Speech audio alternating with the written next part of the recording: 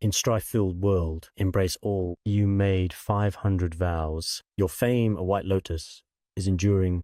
With reverence, I bow to the compassionate master, the great compassionate one. Snow mountain treasure at your neck.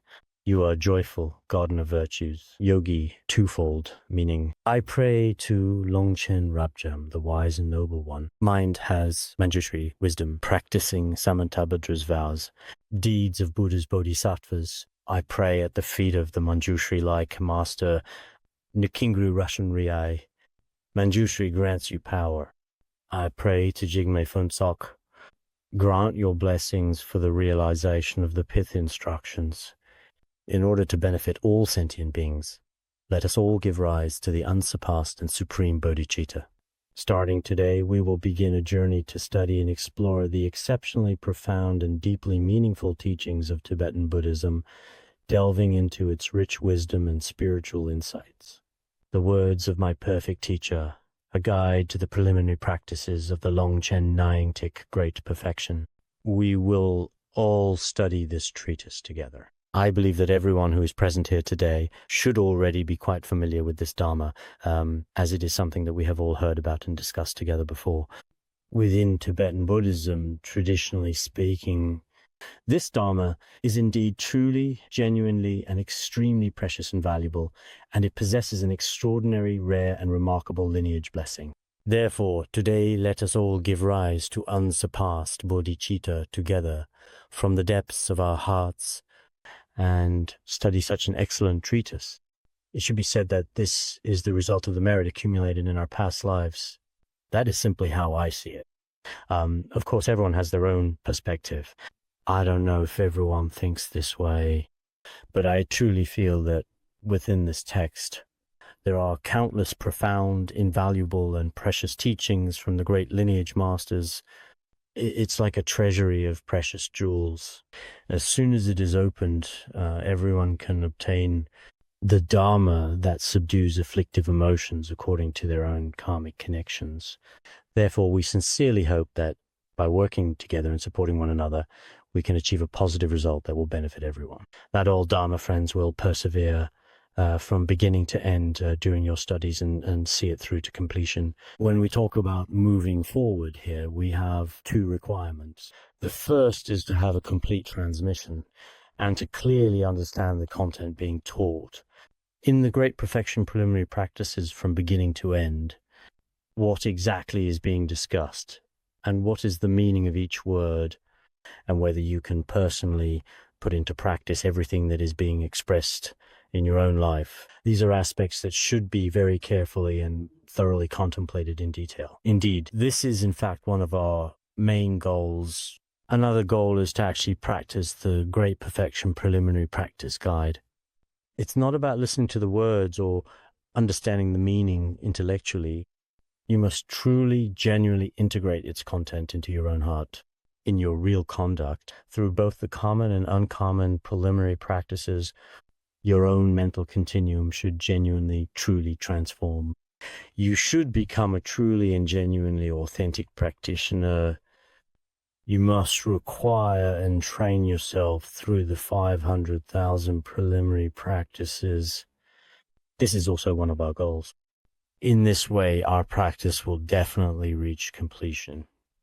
So for those who are listening to the Dharma, I hope that you will definitely overcome all difficulties and make great aspirations and generate a vast mind. I also know that a very small number of students at certain times during the process of listening may not be healthy or may be in a bad mood. And on top of that, may be entangled by all sorts of trivial matters and so on. Expect adversity. However, as long as our determination and motivation is strong and remains unwavering, we will definitely, surely overcome all obstacles. Therefore, while studying, everyone must pray to the three roots, the Yidams, the Dakinis, the Guru, and also pray to the three jewels. In your heart, sincerely wish that you may perfectly transmit this Dharma lineage and pray to the Guru and the Three Jewels to grant you their blessings so that your own mind stream truly aligns with the Dharma and becomes inseparable from the wisdom of the ancient, realized spiritual masters of the past. Always, always maintain such a truly devoted heart and supplicate all the holy beings beyond this world. In this way, through the brilliant radiance of their profound wisdom, merging with the pure white lotus of our faith, the fragrance of liberation will surely arise or manifest. This is what I believe.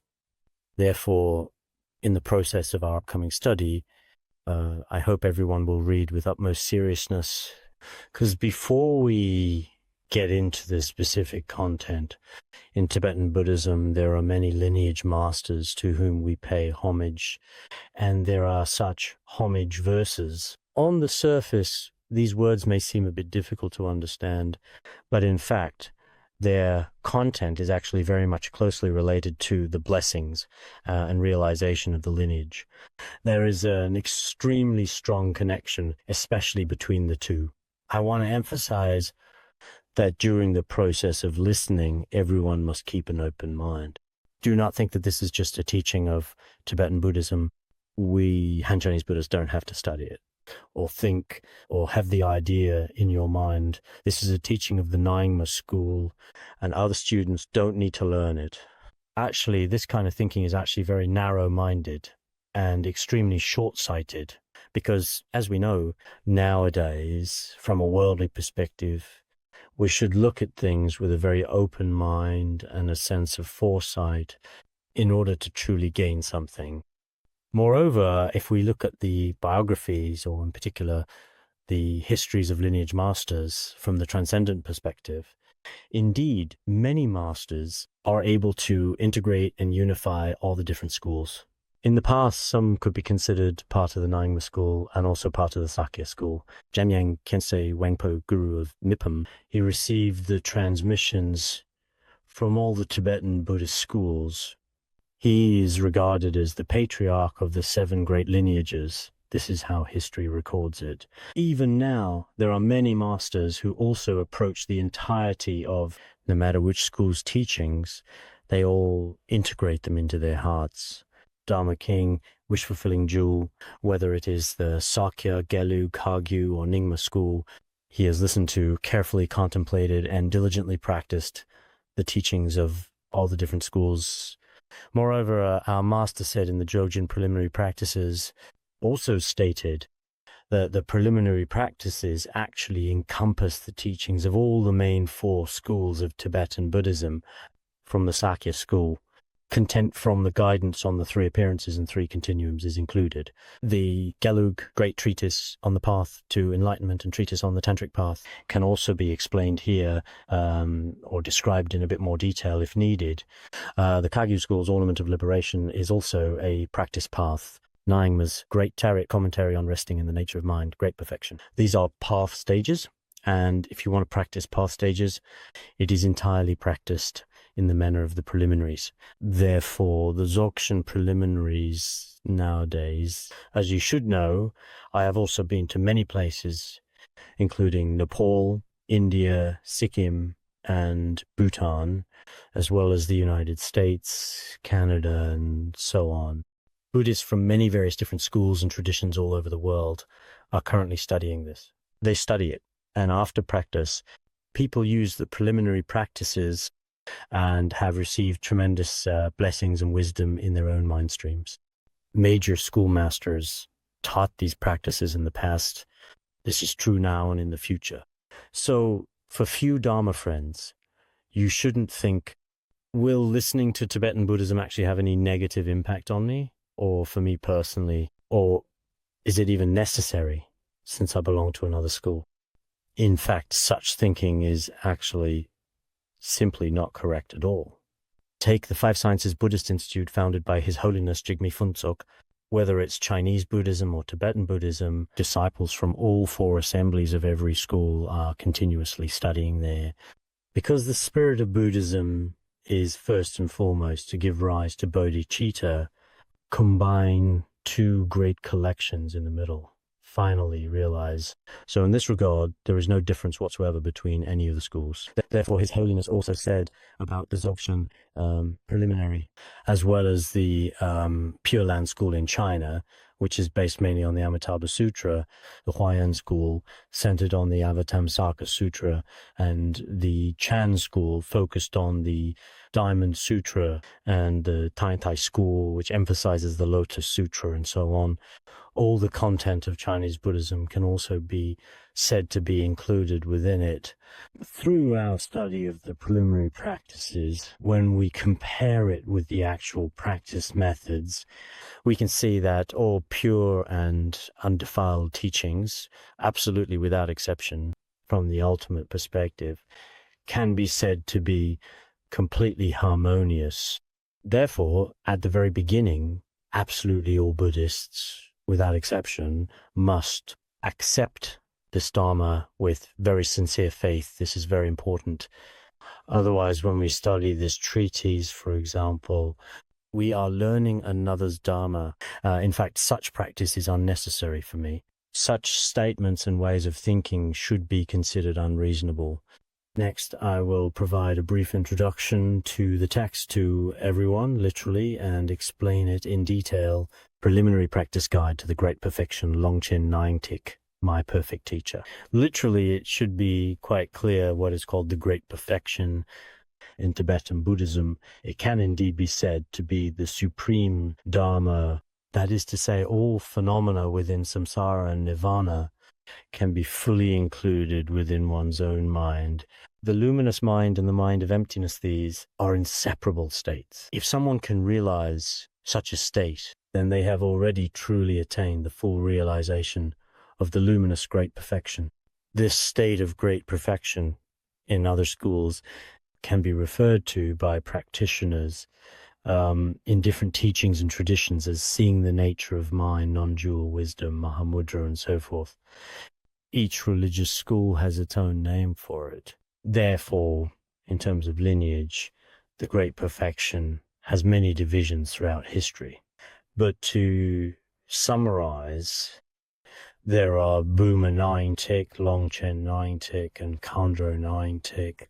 Nyingtik means heart essence. In other words, there is the Buma heart essence, the Khandro heart essence, and the Longchen heart essence. The Longchen heart essence actually comes from Buma Moja and was passed down by Guru Padmasambhava. All of these heart essences, when summarized together, are extremely profound pith instructions.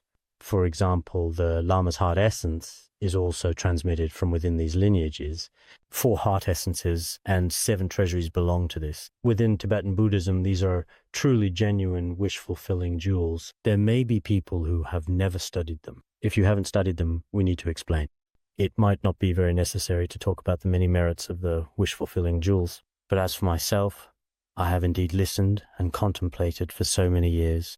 You could say that essentially half of my time has actually been spent on Vajrayana. So my faith and joy in Vajrayana are, in fact, deeply rooted and enduring. It's actually very difficult, and sometimes even truly challenging, to fully express it in words.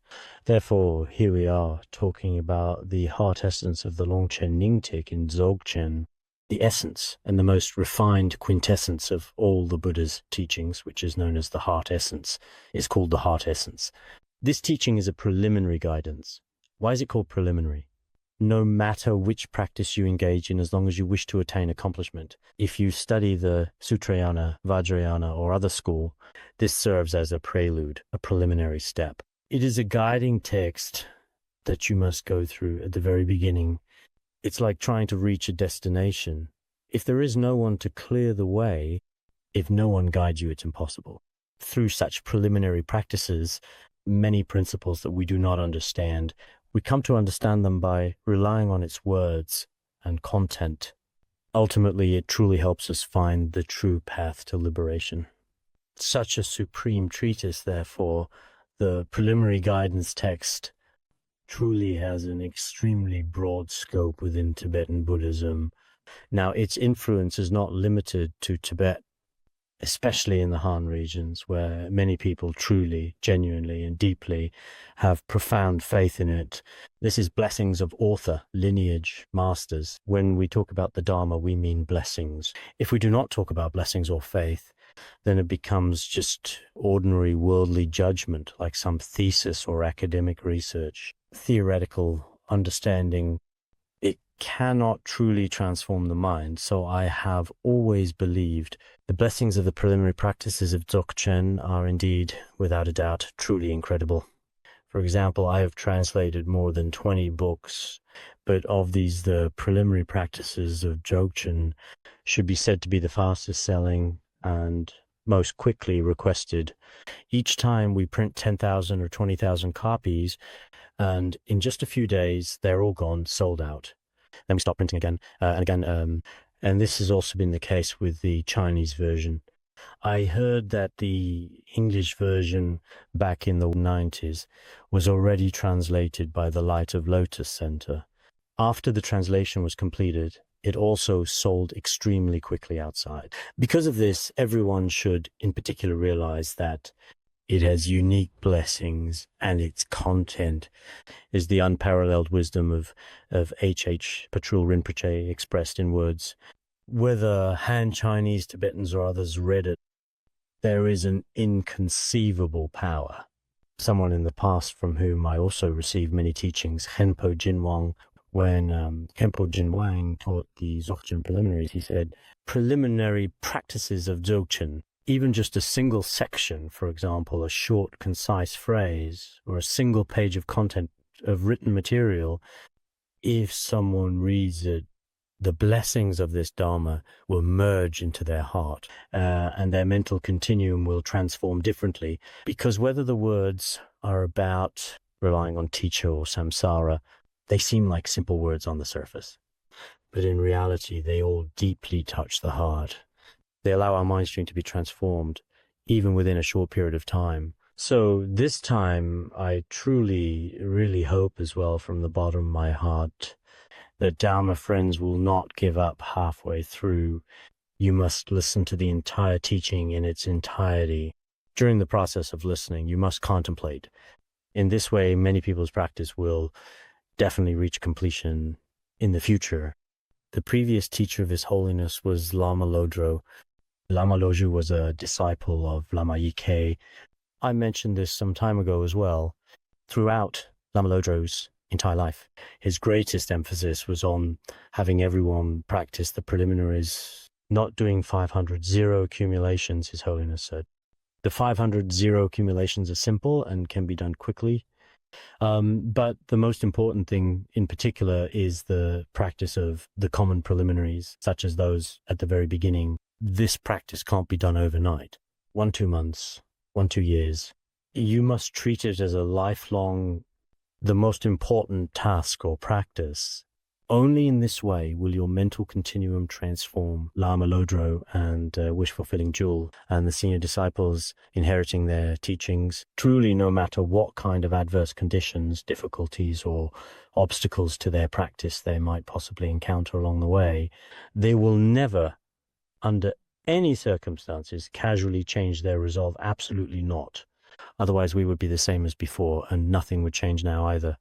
Many teachers might directly teach you very profound and advanced Dzogchen main practices, just like the direct pointing methods in Chan Buddhism, such as illuminating the mind and seeing one's true nature. These advanced states are transmitted to you directly. After receiving them, you might feel quite good at the time, but because you haven't really deepened your practice and your foundational preliminaries aren't truly solid due to this lack of stability, many people's practice in the end results in monastics leaving monastic life and lay practitioners misunderstanding. You may think, relying on the kindness, it seems you have already attained some of the states of secret teachings or the highest states of Chan Buddhism. However, because you haven't seen through this present life, especially within this practice, crucial point is in the common preliminaries to see through this present life. Whether you are a layperson or a monastic, you must practice this. If you don't practice it well, if it doesn't truly penetrate your heart, all you do will be for the sake of fame and gain. If this continues, your practice will be temporary and will not last long. Some people, when young, are excellent practitioners, but because they did not practice the preliminaries well or lay a solid foundation, later in life they may develop wrong views about the Dharma and never really become truly good practitioners, let alone relying solely on faith for the refuge described in the uncommon preliminaries, or developing compassion for sentient beings out of the question. If we practice the preciousness of human life and life's impermanence, these principles have been cultivated very, very perfectly. Then later on, faith in the three jewels, benefiting, merit, confession, all these virtues will naturally arise. After so many years of this, I feel very ashamed.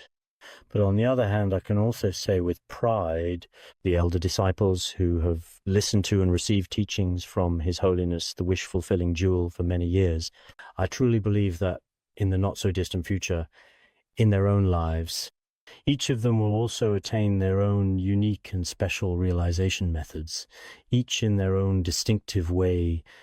These may not necessarily manifest in the highest Dzogchen practices of the Vajrayana, such as a sudden and unexpected leap, or direct and abrupt cutting in editing.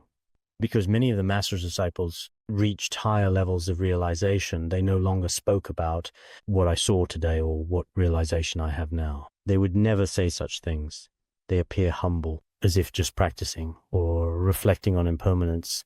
They already built a foundation in the preliminaries, and all the states of realization in the main practice have indeed already arisen. So many disciples of great masters, because their masters guided them lama yike like this, especially towards disciples who did not practice the preliminaries or did not value them, he would criticize them very harshly. It is said that those disciples who were criticized, later on, they all achieved various notable accomplishments. Because if someone did not have a certain level of capacity, he would not pay much attention to them. Those whom he criticized very strictly and repeatedly fix issues. Their later results were quite high.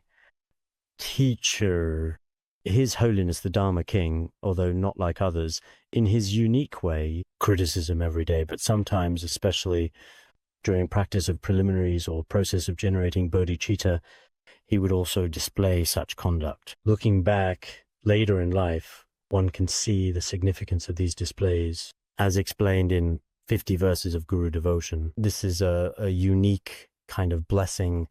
Even after the Guru has left this world, different blessings may still appear in dreams or in various states of mind. Criticism and, as a stern look, subduing the disciples' afflictions. In fact, these should truly be regarded as the Guru's unique blessings and should be appreciated as such, integrating into one's mind in different ways. It is important to note that we should understand these matters. The foundational preliminaries are, one could say, extremely important for everyone. However, some gurus in their outward appearance do not particularly emphasize this. As a result, a very few individuals with a special connection can attain realization through their guru's blessings.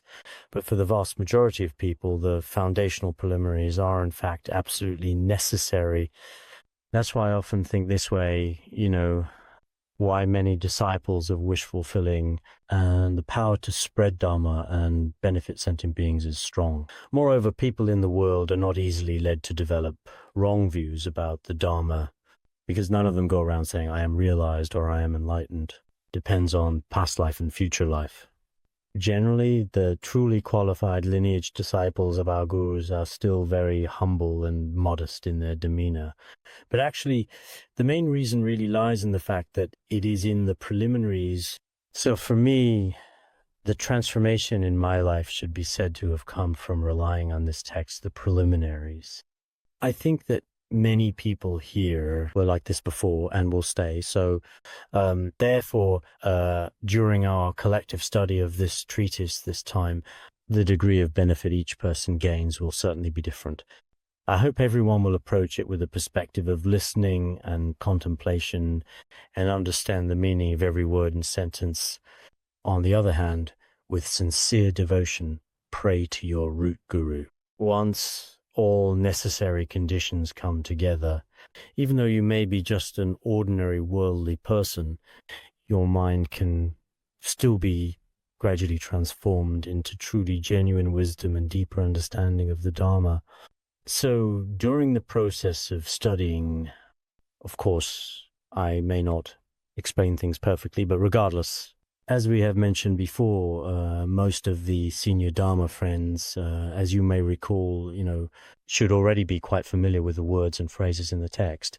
If you don't fully understand something, you should take the time to discuss it and ask questions among yourselves. The name of this important and guiding text, which serves as a spiritual reference, is the words of my perfect teacher. Why is he called Master Samantabhadra? Because Master Samantabhadra, Patrul Rinpoche's root teacher, the Venerable Jigme Gyaltsen Nyugu, whom he praised very highly, seeing he was no different from the Buddha Samantabhadra. With such heartfelt words of praise, he referred to him as his perfect teacher. In other words, the Vajra speech of the Venerable Jigme Gyaltsen Nyugu, his teachings were recorded in their entirety without missing a single word. This also serves as a memorandum of the preliminary teachings of the Venerable Jigme Gyaltsen Nyugu. He also mentioned this in the later part of his text. He didn't add anything to his teacher's instructions, but recorded as it was without omission. This was the point that Huazhu Rinpoche was living in at that time. They could, in fact, bear witness to this.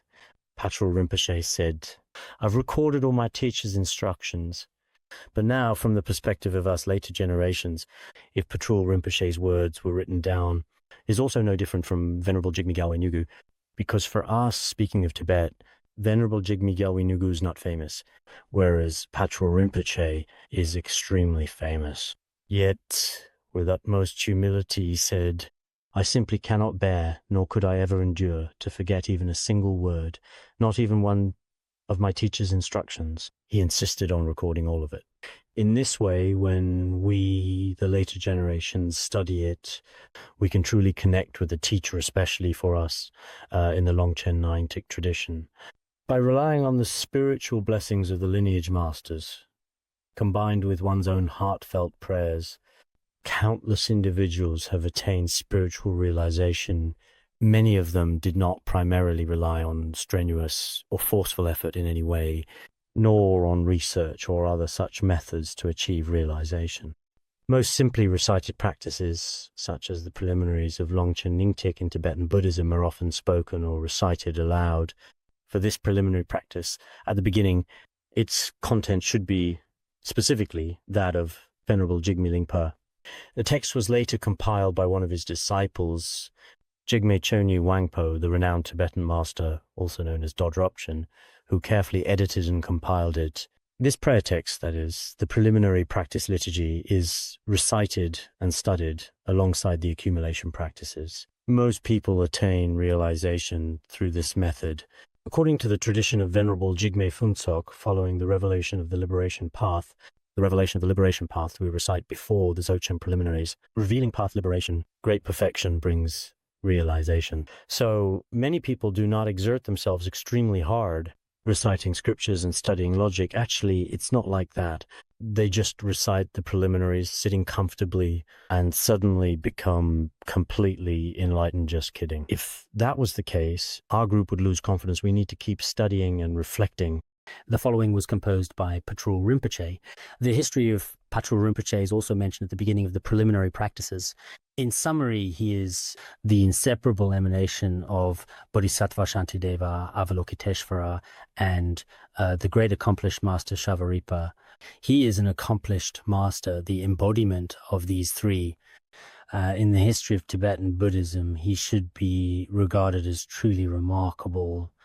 He was a truly great master, endowed with profound realization, wisdom, and compassion throughout his life. He always kept the Bodhicharyavatara and the Sutra of True Names as close to him. He taught the Sutrayana through the Bodhicharyavatara, and spread the teachings of Vajrayana through the Nyingtik instructions. He was a master who united Sutra and Tantra. A detailed introduction to his life is found in historical records. I will not elaborate on that here. Next, it says, homage to all the supreme masters endowed with impartial great compassion. This is certainly the homage offered by the author at the beginning. Previously, there was a salutation to all the three roots. This is called the translator's homage. The translator's homage exists in order to dispel all necessary obstacles and to obtain all possible favorable conditions. Actually, there are quite a few English translations of this text as well. As for Chinese translations, Leiman Guo Yuan Qing translated it once in the past, but the wording is rather difficult to understand, especially because it was translated in a rather archaic style. So when people read it later, they only half understood it. Later on, we also went through it once in the Institute. There was also another one by Kunsang Tsering, a disciple of Lama Gonga from earlier times. He also compiled some lecture notes on the Dzogchen preliminary practices. Those may be seen as commentary on the Dzogchen preliminary practices. As for this preliminary practice, back in 1987, I also, as I recall, explained it once to some Dharma friends, but the content was not very complete. Later on, due to various reasons, when the conditions were right around 1999, translated Dzogchen Guide. After it was translated into English, there were also some other individuals, people who, in a wide variety of different ways, also translated this Dzogchen preliminary practices. But regardless of all that, there were no obstacles at all during the translation process of the preliminary practices. We prayed to the three roots, and the translation was completed successfully. Now, we need to understand that when it comes to the true Nyingtik, honor supreme masters who possess impartial great compassion, these masters are indeed, in fact, all of the great Patrul Rinpoche's teachers. These masters possess truly impartial wisdom and great compassion. In fact, wisdom and great compassion are the very root of all qualities. With the wisdom that comprehends all phenomena and the compassion that benefits all sentient beings, the master possesses all the qualities that a teacher should have. Or the master of impartial compassion, Avalokiteshvara Bodhisattva. One pays homage before the master who is inseparable from Avalokiteshvara Bodhisattva. It can also be expressed in this way. Next, the prostrations are made in sequence, beginning with paying homage to the three lineages. Then homage is paid to the Venerable Vimalamitra. Homage to Jigme, Lingpa, homage to Jigme, Yahweh Nyugu. After that, the summary and content of the entire treatise are explained, followed by the vow statement. The general content of the previous verses should be, in essence, as follows. Tathagata's meaning is, in the Vidyadhara, among people, those with good fortune become suitable vessels. Following sages, attaining two benefits. I honor masters of three lineages. First of all, whether it is the entire Vajrayana or some teachings of the Sutrayana, there can also be lineage masters. One respectfully pays homage to the lineage masters. Transmissions, Tathagata secret and Vidyadhara symbolic. These three traditions are, in particular, Tathagata's transmission is that the Buddha, without words and without sound, imparts the sacred lineage through an utterly inconceivable and mysterious form of communication, just as often described in the major historical texts of Vajrayana. Among the 12 great masters of Dzogchen, Shakyamuni Buddha, Garab Dorje, they received Tathagata mind transmission. Between the Buddha and his retinue, there was a mind-to-mind transmission of empowerment. All of them had attained enlightenment. This is the nature of such transmission. Early on, this also occurred in the exoteric tradition. When receiving precepts, the precept essence in the Buddha's lineage was naturally received by very few exceptional disciples. Such cases existed. This is called the Tathagata's mind transmission, a transmission imparted by the Buddha through wisdom of his mind. This is a lineage master. If the Tathagata's transmission was absent, then it would actually be unreasonable to prostrate before Shakyamuni Buddha. Nowadays, some people think that the Vajrayana lineage might be rather unique, but it's not special. Samantabhadra Tathagata and Shakyamuni Buddha are all included among the Vajrayana Buddhist lineage masters, notably those such as, from ancient times to the present, symbolic transmission, Vidyadhara. In the very beginning, at the very start of the historical record in India, it was Vajrakila Garabdorje. Then there were the master Sri Simha, the wise Jnana Sutra, and before them, the great Manjushri Vimalamitra, Guru Padmasambhava. They did not transmit teachings to each other through spoken or written language. Instead, there was a unique, rare way to indicate, for example, pointing to the sky or using various different symbolic gestures so that the realization of the master would be completely merged into the mind of the disciple. This kind of transmission is called the symbolic transmission of the Vidyadharas. It should be said that in India, this form of transmission was very common, almost universal. From Garab Dorje all the way to Guru Padmasambhava, the lineage was passed down in this way. It is called the symbolic transmission of the Vidyadharas using methods of indication. This method of transmission, in fact, also exists in Chan Buddhism. For example, a master's single gesture can instantly, in an instant, bring about the disciple's realization of their true nature. This is actually quite similar in many respects to the way Dharma is passed down and transmitted in Chan Buddhism. As for the personal oral transmission, after Guru Padmasambhava came to Tibet, it is generally acknowledged that the teachings were transmitted orally from master to disciple. They were transmitted to each other through words and language. Guru Padmasambhava passed the teachings to Yeshe Tsogyal and King Trisong Detsen. Their lineage, which was unbroken, continued all the way through many generations to Nyangben Tingzin Zangpo, Ledan Dangman Ning Jijang village Ye Zhen Sangye Wangshu. Then it was passed on to Tulku Gyawa Yangdun, and from there to the Vidyadhara Karma Rangza. Passed on to the omniscient, immaculate, light, venerable Longshan Rabjam, passed it on to Venerable Jigme Lingpa through blessing with the mind. The Venerable Jigme Lingpa passed it on to Jigme Gyalwe Nyugu. Jigme Gyalwe Nyugu passed it on to Patrul Rinpoche. The great Patrul Rinpoche passed it on to the esteemed Mippham Rinpoche and Khenpo Kunpal. Khenpo Kunpal carefully transmitted it to Toga Rinpoche. Thubga Rinpoche passed it to His Holiness Jigme Phuntsok, and so on. In this way, the lineage has been passed down unbroken. This is quite similar to the Pure Land school in Han Chinese Buddhism. The Pure Land school has also always transmitted the Dharma through personal exchange in various ways and forms. Each generation, same process. Of course, there are some specific differences within certain lineages. This is also called the particular ear transmission method. Therefore, everyone should receive and fully embrace the teachings with full attention and utmost respect. In the presence of the Master, most haven't. But this lineage can be said to be extremely complete. I have received it many times from my Master. Guidance for the preliminary practices of Dzogchen. When my Master was nearing parinirvana, the most complete teaching he transmitted at the Buddhist Institute was this Dharma. Later, while transmitting the treatise on Buddha nature, he manifested parinirvana in the middle of it. So about the Dzogchen preliminary practices, I think this, when the Master was about to depart, the two most complete teachings he gave us were these. One was Sutra of Wise and Foolish, and the other was Dzogchen Preliminaries. So for us, the later disciples, we must always keep these two truly essential teachings firmly and deeply in our hearts and minds, always remembering them. This Dharma has been passed down over the generations all the way to us. In the past, the respected Venerable Jigme Gyalwe Nyugu made a clear statement. He explained that no one else should be considered in the same way or held to the same standard as he was.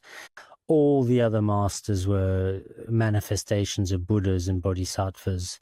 His Holiness Jigme Phuntsok also said, except for me, all of the previous lineage masters were masters who had successfully attained a distinguished level of Vidyadhara. Of course, these are very humble words, but in reality, this Dharma truly has already been transmitted to us, and we must value it greatly. There's actually quite a lot I'd really like to say about this topic, but I think I won't say much more today, at least for now.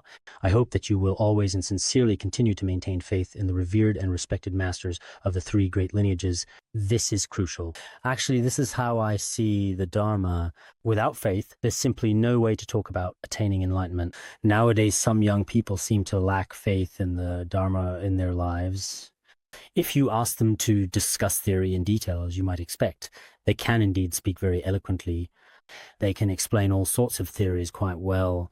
It's like teachers teaching in the secular world. When PhD students or professors give lectures, they sound impressive. But in their hearts, the deep and unwavering devoted faith in the Guru and the Three Jewels, or the compassion for all sentient beings, and the renunciation of samsara, if these qualities are missing, however we speak, at the time of death, some of the Dharma may not stay with you. It merely becomes a seed of liberation within your own mind stream. So for many people, not only is it necessary to have wisdom in understanding the Dharma teachings, but most importantly of all, you truly need to really have faith in these lineage masters, reading masters' biographies. You are moved to tears, or your heart is filled with thoughts, how the masters have passed down such precious teachings to us. And many people are so grateful that they begin to weep at such times. It shows the blessing of the Dharma is in your mind. If you continue like this, there is definitely hope for you. Otherwise, whether it's the biographies of the masters or the deeds of the lineage masters, even if you hear them 100 times, 200 times, you won't feel anything. There's no sense of inspiration. It's just like listening to the story of a cartoon. In this way, the continuum of our mind, as it stands, still cannot truly be changed at this point in time. In fact, when studying the Dharma and the preliminary practices, it is very important to transform your own mind. In the past, when I was out in society, my behavior was extremely chaotic. But through the blessings of the master, after entering into this Dharma, I completely became a different person in every possible way.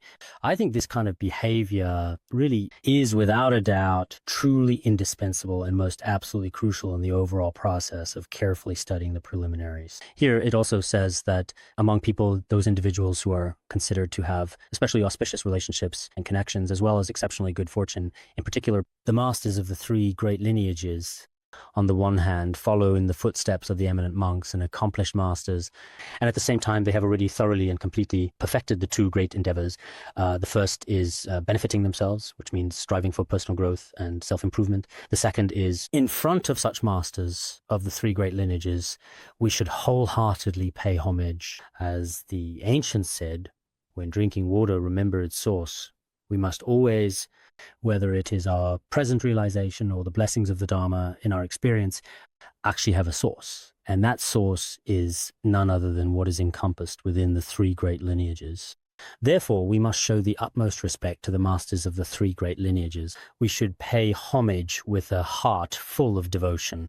Recently, we have been prostrating every day. When you prostrate, you should remember that our masters are in fact the embodiment of all the previous masters of the three great lineages. We pay homage to them. But at the same time, we should also think of all the masters above. I am truly and deeply grateful for the precious Dharma treasures that have been passed down to me. It's like how in the secular world, when scientific researchers and experts invent something new in various fields of study and research, later generations who use it also feel gratitude toward them. Do some simple, ordinary, worldly matters in this lifetime. The benefit that our lineage masters bring to us is not only happiness in this life, but happiness in life after life.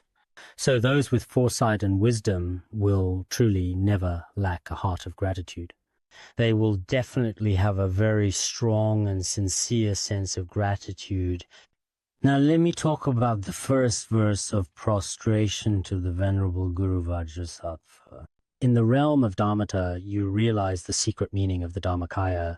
In luminosity, see Pure Land Sambhogakaya. For the benefit of all sentient beings, you compassionately manifest the Nirmanakaya before them. I pay homage before the omniscient Venerable Jigme Phuntsok. The omniscient Venerable Longchenpa, throughout the entirety of Tibetan Buddhism, is an incomparable, truly great and wise master, an exceptionally accomplished being, and a renowned, respected sage. He's praised in particular from the unique and profound perspective of the three bodies. In the ineffable, mysterious, and boundless realm of the Dharmakaya, he has already attained the ultimate secret meaning of the Dharmakaya and fully accomplished the Dharmakaya itself. Then, in the manifest realm of radiant and brilliant luminosity, he truly and directly perceives, in fact, all of the perfect and immaculate Sambhogakaya pure lands, each and every one of them fully endowed indeed with the five certainties. And before sentient beings to be guided, he simply appears as an ordinary person. Venerable Longchenpa, before people also took on the appearance of an ordinary monastic to benefit sentient beings. Through listening, contemplation, and meditation, as well as teaching, debate, and composition, he liberated countless sentient beings. Such an all-knowing, supremely wise His Holiness, the greatly revered Longchenpa, Venerable Longchen Rabjam, who is perfectly complete in all of the three bodies. In the front, Huaji Rinpoche is prostrating. As later followers, we too, as those before us have done, should respectfully pay homage before the omniscient Venerable Longchenpa.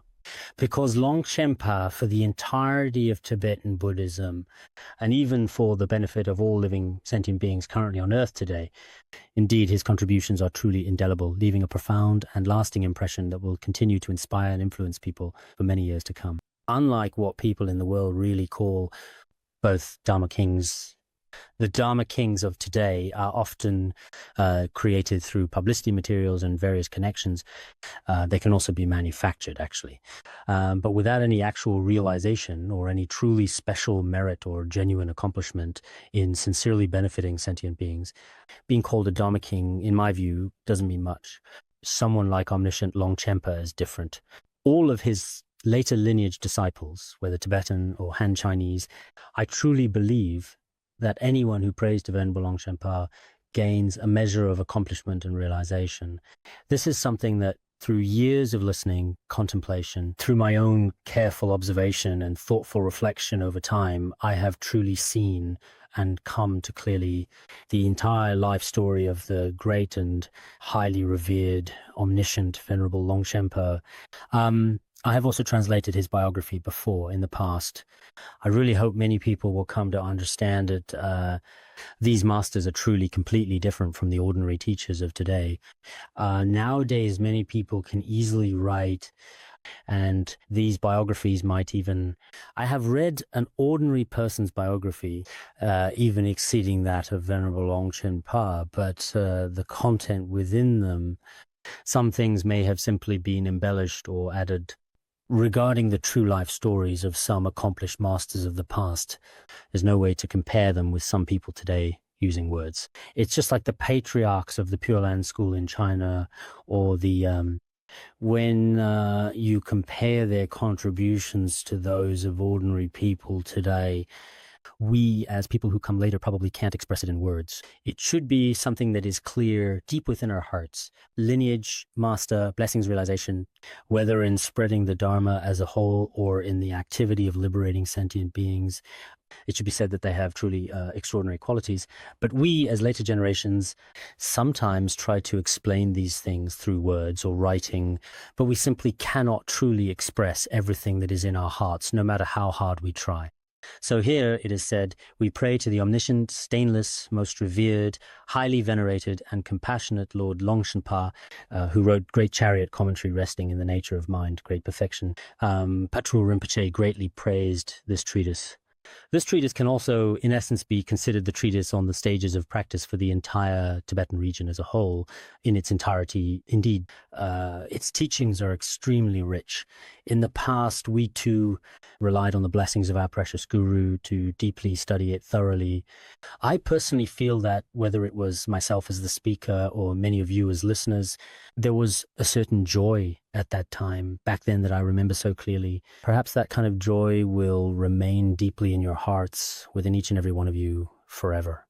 In front of our precious guru, I received the complete teachings. The Great Chariot Commentary on Resting in the Nature of Mind by Vimalamitra This is a lifetime, one of the most truly unforgettable and deeply meaningful major events. Of course, now listening to the Dharma and receiving such a transmission, for those who have faith and understand past and future lives, still holds great value even in today's world. But if someone truly has absolutely no understanding of the Dharma in any way at all, I'm afraid they might simply treat it as just an ordinary worldly class. And that might be all there is to it for those who genuinely think or believe that way. Next is the second lineage master, the Venerable Jibai Guang, wisdom and compassion light. With wisdom, he perceives the nature of all that is known, light of compassion in the world of transformation. He reveals profound path, supreme teachings. I pay homage before the fearless master, the Vidyadhara of the Isle of the Unafraid. The second one is also in Tibetan Buddhism, a truly great master known as the Venerable Jibai Guang, wisdom and compassion light.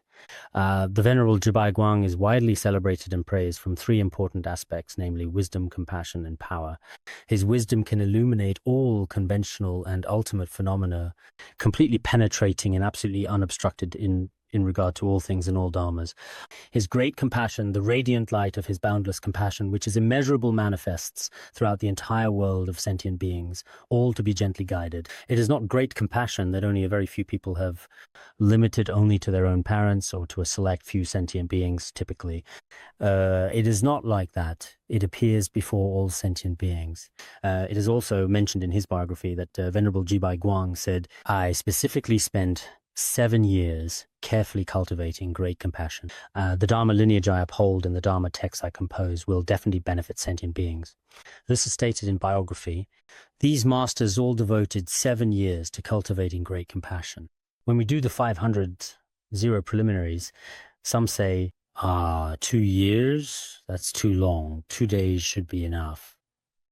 How could 500 preliminary practices be integrated into your mind in just 2 days?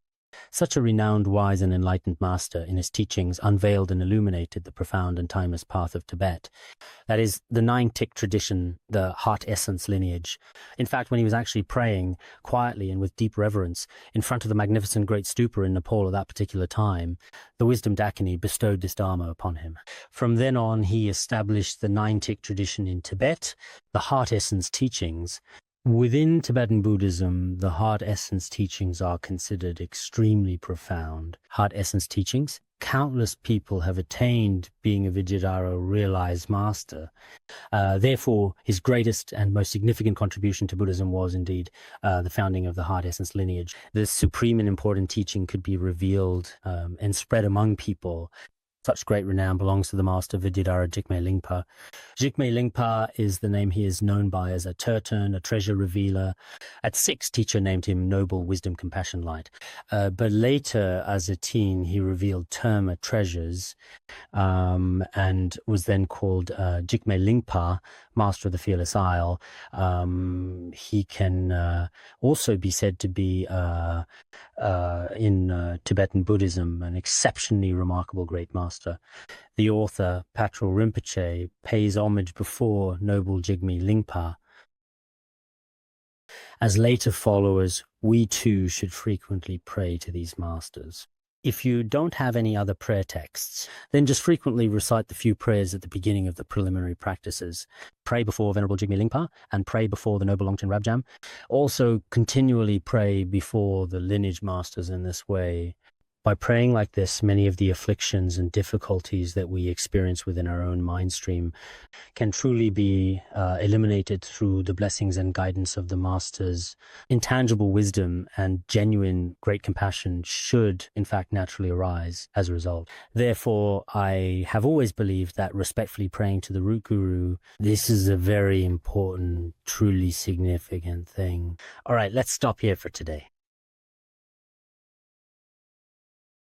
Sonam dei tamse rogaya tanani de dhamma pasi jirgana jirano chupai chupun zolen droa